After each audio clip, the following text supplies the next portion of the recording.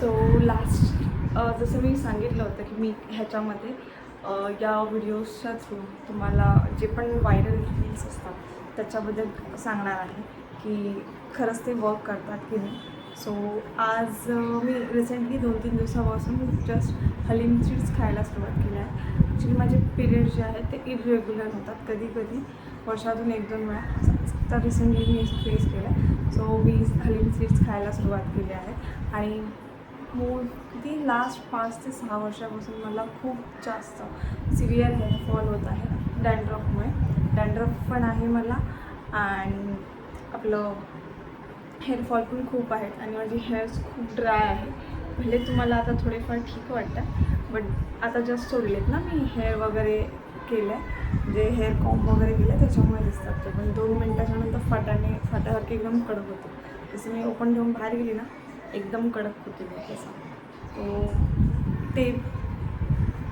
त्यात बघूया खरंच वर्क करतं की नाही. आणि हा जो व्हिडिओ म्हणजे हलीम सीड्सचा रिझल्टचा जो व्हिडिओ आहे ना मी एक वीक नंतर टाकेन की ॲक्च्युअलमध्ये काय फरक पडला. तो 1 वीकच्या नंतर तुम्हाला जास्तच विजिबल रिझल्ट दिसतील. डे बाय डे तर पॉसिबल नाही होणार. सो मी एक वीकली बेसिसवरती ठेवेन. 1 मंथ मी खाईन आणि 1 मंथच्या नंतर एक व्हिडिओ मी त्याच्यामध्ये टाकेन. त्याच्यामध्ये पूर्ण 1 मंथचा मी तुम्हाला आजचा एक फोटो आणि 1 मंथ नंतरचा फोटो मी तुम्हाला शो करेन.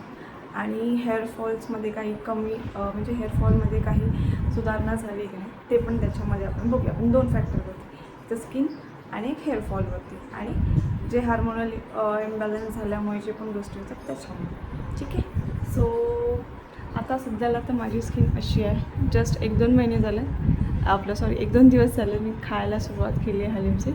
रात्रीची मी थोडेसे 15 ते 20 दाणे भिजत ठेवते बिकॉज आता जस्ट रिसेंटली स्टार्ट केलं आहे. मी ह्याच्या आधी कधीच खाल्लं नव्हतं, इव्हन मी कधी नाव ऐकलंसुद्धा नव्हतं. सो जस्ट आता रिसेंटली चालू केलं आहे, त्याच्यामुळे मी थोडं चालू केलं आहे बिकॉज लगेच बॉडी नवीन गोष्ट आहे, लगेच बॉडीला त्रास नको व्हायला म्हणून. एक व्हिडिओ बघितला होता त्याच्यामध्ये त्यांनी सांगितलं होतं की जर तुम्ही जास्त प्रमाणामध्ये खात असाल आणि डेली बेसिसवर खात असाल, खूप जास्त फर्स्ट टाईम घेता तर तुम्हाला खूप सारे प्रॉब्लेम्स होऊ शकतात, इश्यू तुम्ही फेस करू शकता. सो त्याच्यामुळे मी एक 15 ते 20 दाणे घेतले, त्याच्याने ते घेऊन भिजत ठेवलेत रात्रीचे. आणि मी सकाळी मी बिना म्हणजे उठल्या अनकुशीत